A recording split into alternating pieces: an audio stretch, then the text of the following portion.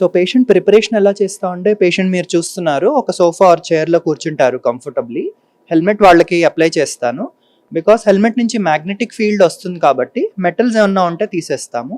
తర్వాత మేము స్క్రీనింగ్ చేస్తాం పేషెంట్ని ముందర. స్క్రీనింగ్ అయిన తర్వాత పేషెంట్ని కూర్చోపెట్టాక హెల్మెట్ని మనం హెడ్కి కనెక్ట్, కొంచెం ముందరికి రండి, హెడ్కి కనెక్ట్ చేస్తాం.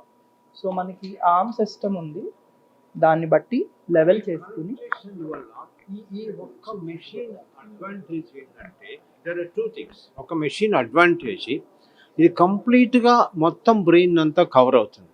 More deep stimulation, more wider stimulation అవుతుంది. మిగతా మెషిన్స్లో చాలా రకాల మెషిన్స్ ఉన్నాయి, ఇది ఆర్టీఎంఎస్. మిగతా మెషిన్స్లో అట్లా కాకుండా ఒక పర్టికులర్ పాయింట్ మాత్రమే అవుతుంది.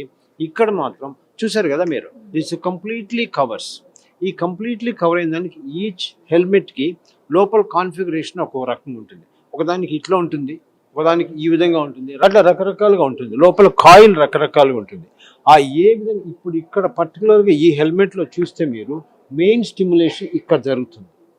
అదే డిప్రెషన్కి అయితే ఈ భాగంలో జరుగుతుంది. ఇక్కడ జరిగినప్పుడు deep structures what we call as like anterior cingulate gyrus, ventromedial prefrontal cortex అనే మెయిన్ ఏరియాస్ అవి స్టిమ్యులేట్ చేస్తుంది.